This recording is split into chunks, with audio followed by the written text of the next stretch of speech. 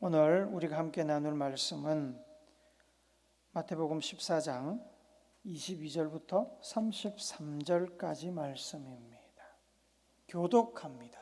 예수께서 즉시 제자들을 재촉하사 자기가 무리를 보내는 동안에 배를 타고 앞서 건너편으로 가게 하시고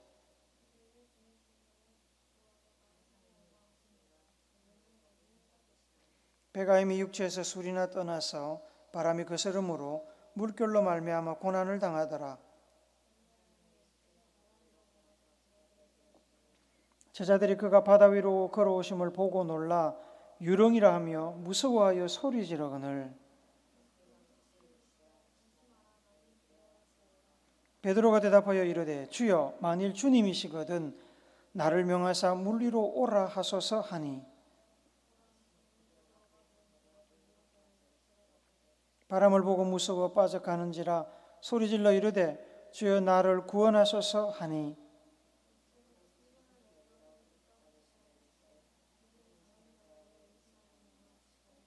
배에 함께 오름에 바람이 그치는지라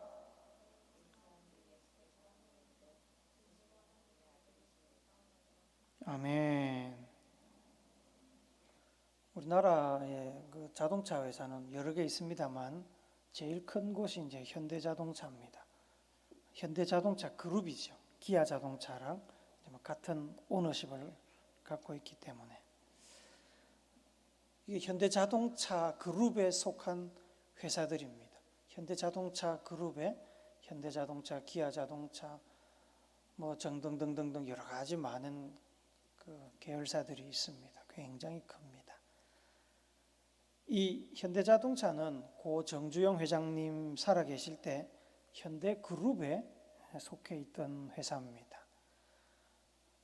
정주영 회장이 죽고 난 뒤에 이렇게 자녀들에게, 형제들에게 이렇게 많이 분리가 되었습니다.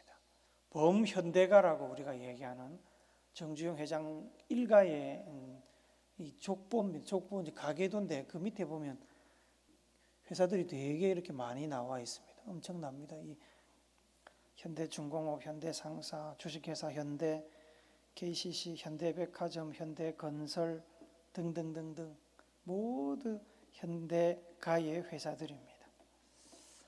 고 정주영 회장은 일제강점기였던 1915년에 태어나서 2001년에 돌아가셨습니다. 한 사람에 대한 평가는 그 사람을 어떤 때에 어떤 일로 만나느냐에 따라서 다양하게 나올 수 있습니다. 예를 들어서 여러분이 저를 오늘 이렇게 만나고 있지만 제가 상당히 기분이 나쁘고 우울할 때 저를 만나면 되게 칙칙한 사람이다, 뭔가 좀 우울한 사람이다 이렇게 기억할 것 아니겠습니까? 그래서 우리가 어떤 때에 어떻게 만났느냐에 따라서 그 사람에 대한 기억, 평가가 달라질 수 있죠. 완벽한 사람이 없기 때문에 사람은 다 좋은 면도 있고 나쁜 면도 있습니다. 고 정주영 회장님도 마찬가지였습니다. 여러분들은 혹시 정주영 회장님에 대한 기억이 있으십니까? 지난 2015년이 정주영 회장이 태어난 지 100주년 되던 해였습니다. 그래서 방송국에서 그 100주년 기념으로 그 정주영 회장이 어떤 사람인가를 다루었던 기사들이 몇 개 있는데 그 정주영 회장의 그 장점을 잘 살린 그 기사이기 때문에 오늘 보도록 하겠습니다. 봅시다. 오늘은 현대그룹 창업주인 고 정주영 회장이 태어난 지 100년이 되는 날입니다. 시련은 있어도 실패는 없다는 불굴의 도전 정신이 어려운 경제 여건 속에서 새삼 주목받고 있습니다. 이민영 기자입니다. 이봐, 해봤어? 정주영 명예회장이 임직원들에게 늘 강조했던 유명한 말입니다. 도전하지도 않고 불가능하다고 생각하지 말라는 건데 그의 일생은 말 그대로 도전의 연속이었습니다. 2년 5개월 만에 400km가 넘는 경부고속도로를 개통시켰고 국산차 포니를 탄생시켜 자동차 산업에도 시동을 걸었습니다. 특히 백사장 사진 한 장으로 차관을 얻어 세계 최대 조선소를 세운 일화는 특유의 뚝심이 만들어낸 성공 신화였습니다. 그 조선소 지켰던 백사장 사진 그걸 들고 가서 당신이 배를 사주면은 여기다 조선소를 지어서 네 배를 만들어줄 테니까 사라 이런 얘기죠. 불굴의 개척 정신은 여기서 그치지 않았습니다. 서산 간척지 개발 사업 때는 폐 유조선을 가라앉혀 바닷물을 막았고 소떼를 몰고 반북해 분단 이후 처음으로 군사 분계선을 열어 젖히기도 했습니다. 이제 그 한 마리 소와 천 마리 소가 되어 그 빚을 갚으려 꿈에 그리던 고향 산천을 찾아갑니다. 무모할 정도인 그의 도전은 실패를 두려워하지 않는 기업가 정신에서 출발했습니다.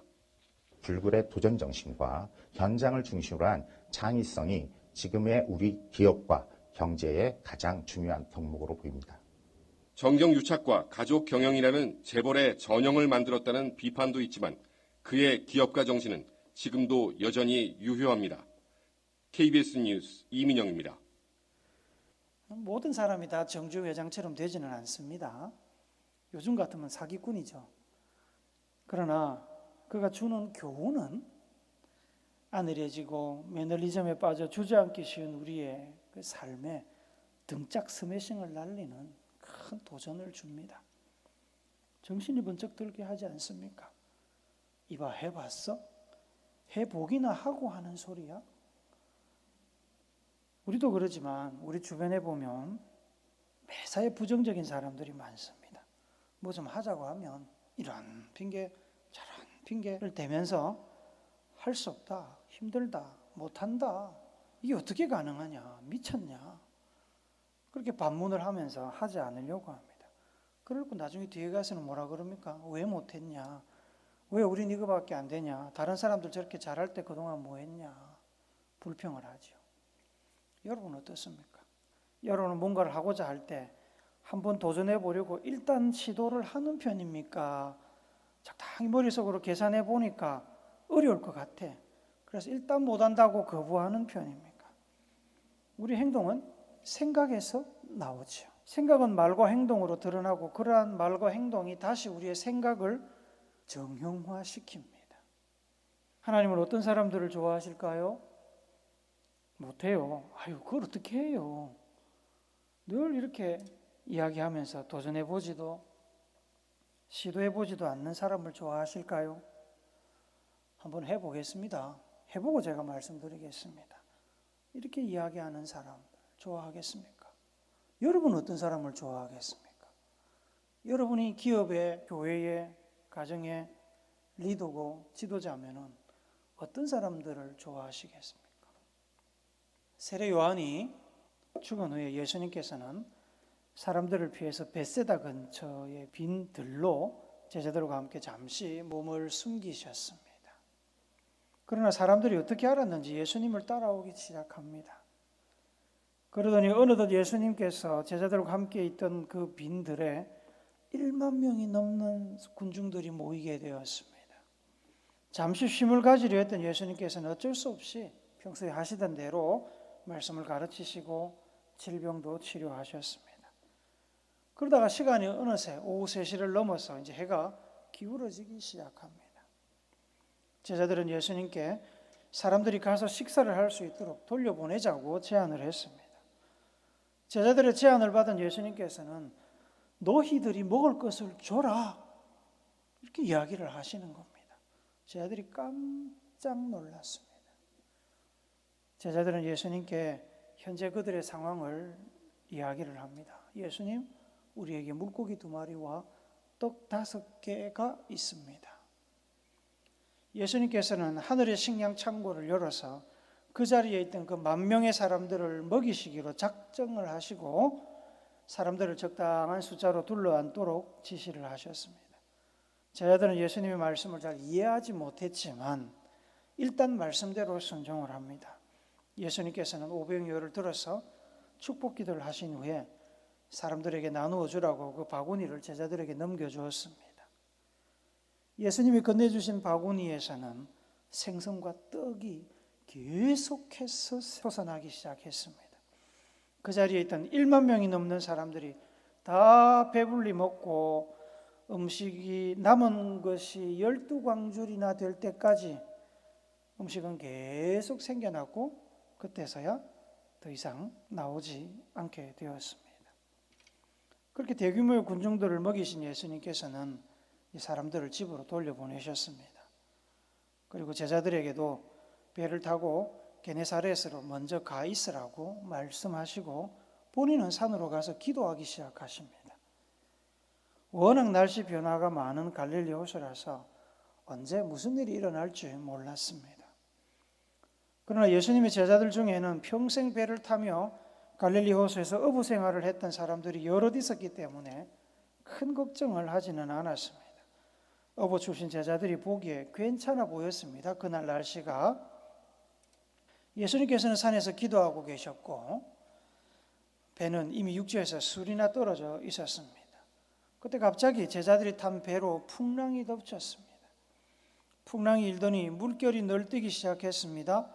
제자들이 탄 배가 뒤집히기 일보 직전이었습니다. 밤새도록 제자들은 배에서 사투를 벌이고 있었습니다.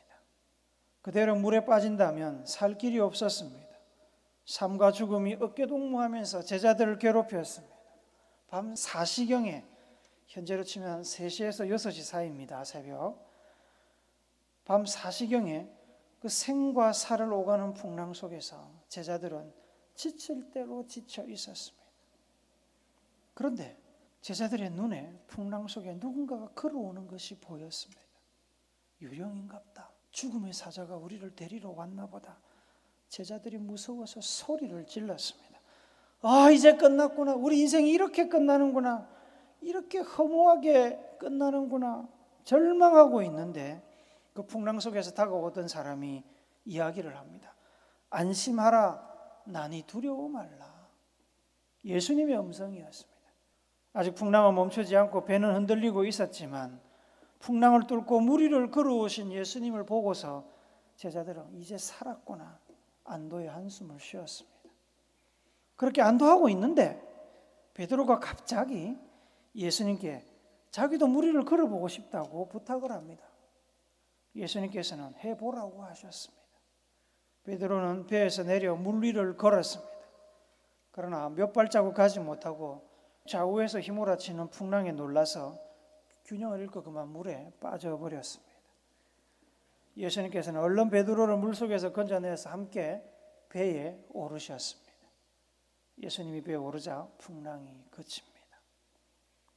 정신을 차린 제자들은 물 위를 걸어오셔서 자신들을 구해주신 예수님께 무릎을 꿇었습니다. 진실로 하나님의 아들이십니다. 고백을 했습니다. 그렇게 배는 안정을 찾아서 갈릴리 호수 건너편 게네사렛 땅에 무사히 도착했습니다. 이 사건은 제자들이 예수님을 하나님의 아들로 인식하는데 매우 중요한 사건이었습니다. 자연을 다스리고 중력의 법칙을 거스를 수 있는 사람은 이 땅에는 없습니다. 하나님만이, 하나님의 아들만이 가능한 일이었습니다. 배에 있던 제자들은 하나님의 아들이신 예수님으로 인해 큰 충격을 받았습니다. 자신들이 하나님의 아들과 동행하는 복을 누리고 있음을 깨달은 겁니다. 그런데 배 안에 있던 제자들 중에는 다른 제자들과 믿음의 수준이 다른 사람이 있었습니다. 배 안에는 두 종류의 사람이 있었습니다. 한 종류의 사람은 예수님의 그 구원의 노력의 결과로 그저 생명을 건지게 된 사람들이고, 다른 한 종류의 사람은 예수님을 통해서 구원받았을 뿐만 아니라 예수님의 능력을 직접 체험한 사람입니다. 베드로를 제외한 11명의 다른 제자들은 먼저 소개한 예수님 덕분에 그저 생명을 건진 사람들이었습니다. 그러나 베드로는 예수님 덕분에 생명을 건졌을 뿐만 아니라 자연을 다스리시는 그 예수님의 능력을 직접 체험해 본 사람입니다. 베드로는 독특한 사람입니다. 성질이 급하고 다혈질적인 인물입니다. 그런데 동시에 그는 믿음이 탁월한 사람이었습니다. 여러분, 보통 사람들은 믿음이 가슴으로 느껴져도 머리로 올라가는데 시간이 많이 걸립니다. 머리로 믿음이 올라가야 믿음의 행동을 할 수 있습니다.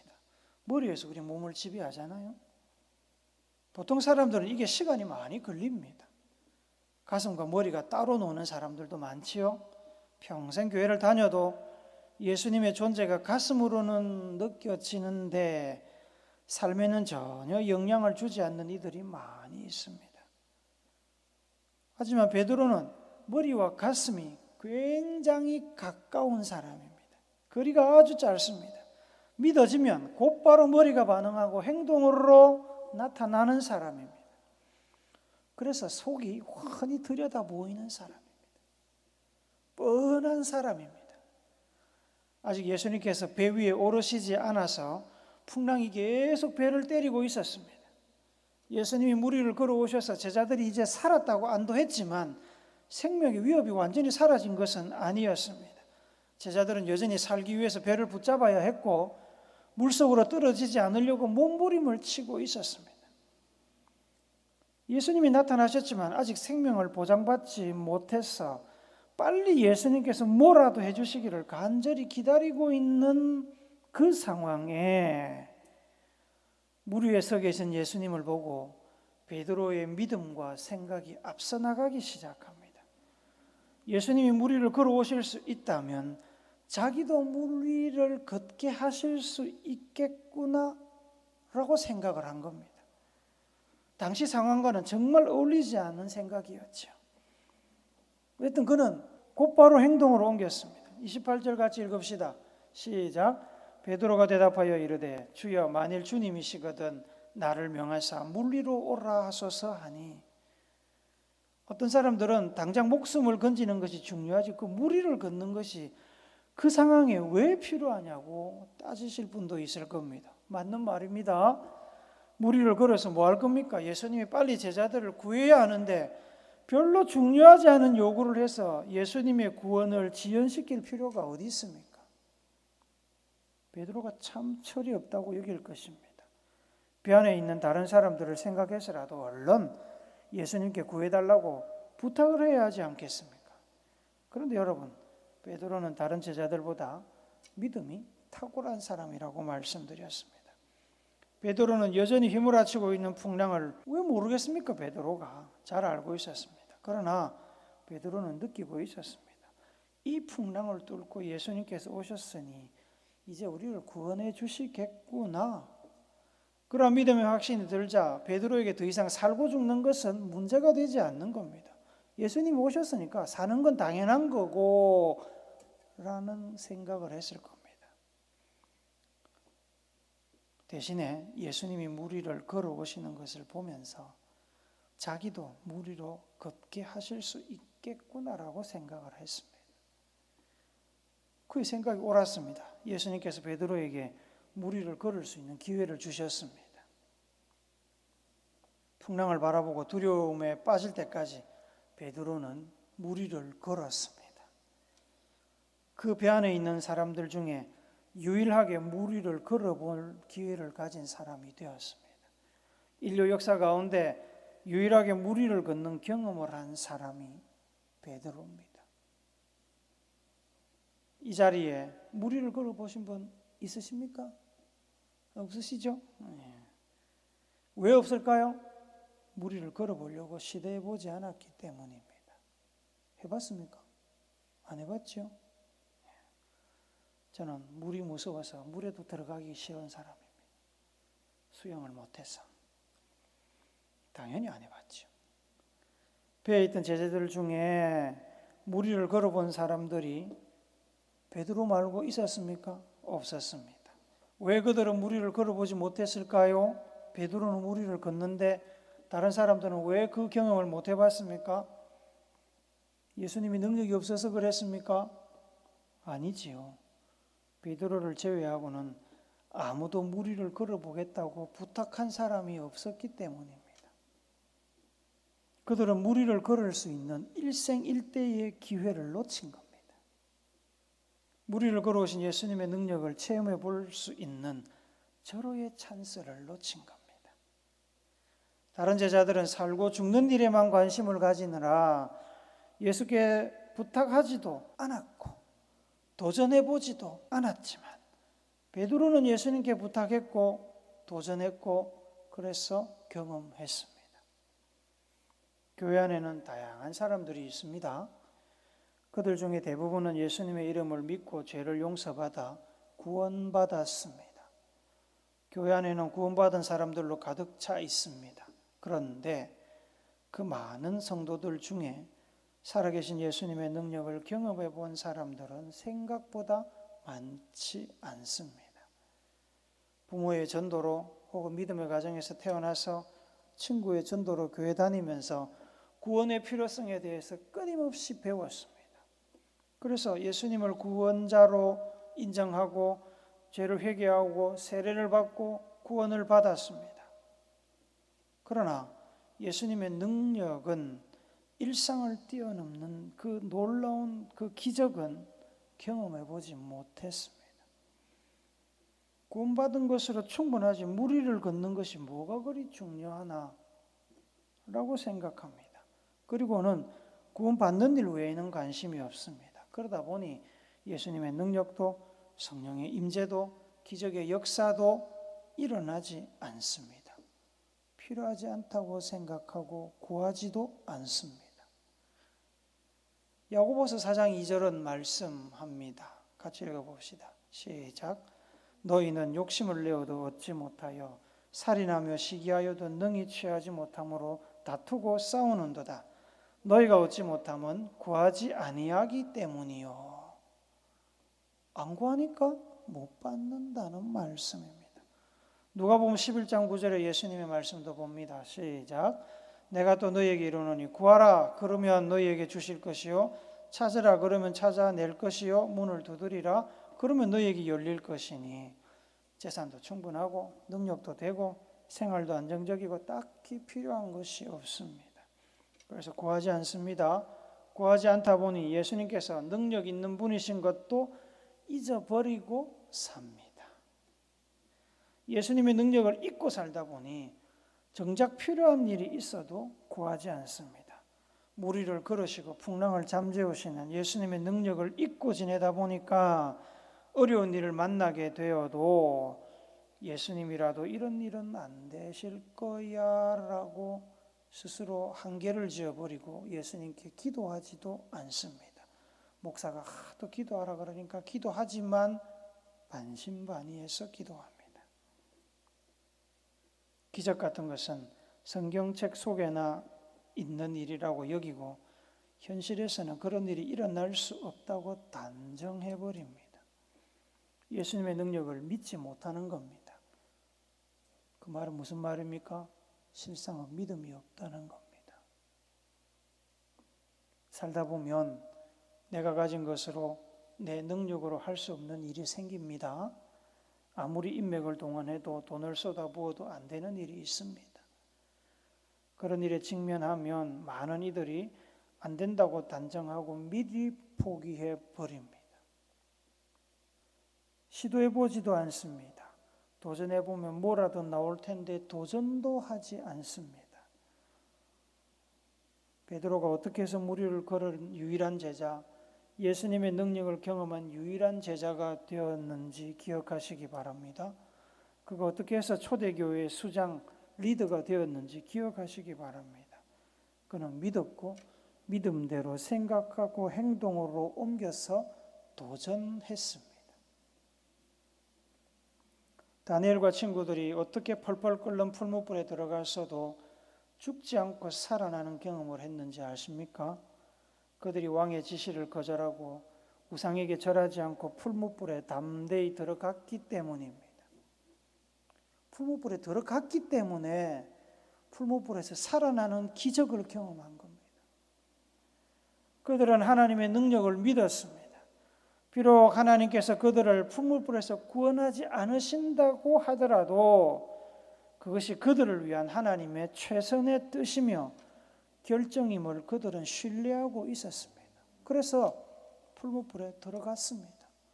들어갔기 때문에 그 뜨거운 풀무불에서 죽지 않고 살아나는 기적을 경험한 겁니다. 사자굴에 들어간 것도 똑같습니다.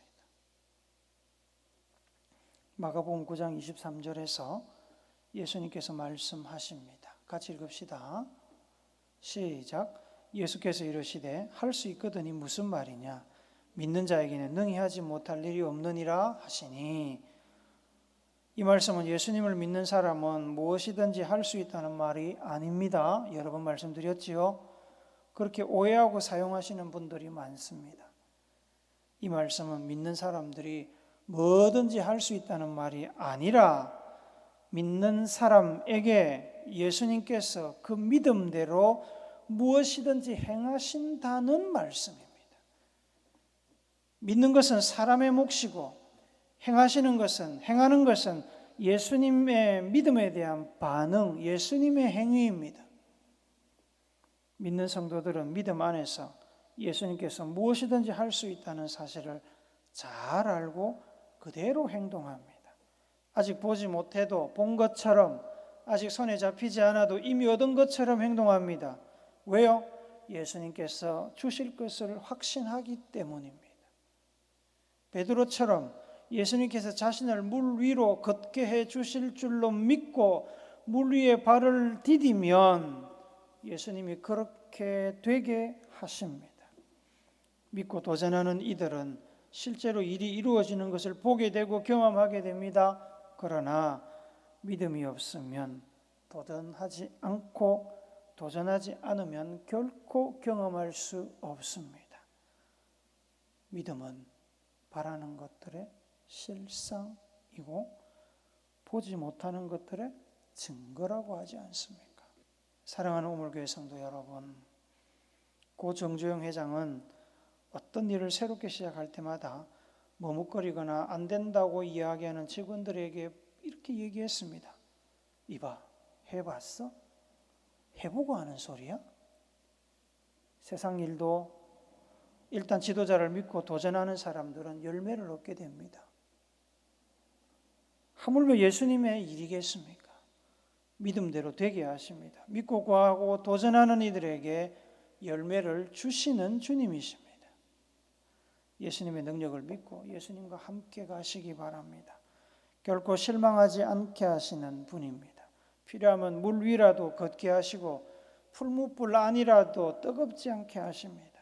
그러니 현실과 환경에 위축되어서 믿음 없는 사람으로 살지 말고 먹고 사는 일에 너무 초점을 맞춰가지고 그 일에 목숨 걸며 분주하게 살지 말고 일이 어려워 보이고 힘들어 보여도 쉽게 포기하지 말고 믿음 안에서 담대하게 도전하는, 그래서 예수님의 능력과 은혜를 구하여 현실을 극복하고 하나님의 뜻을 이루는 여러분과 제가 되기를 예수님의 이름으로 축복합니다.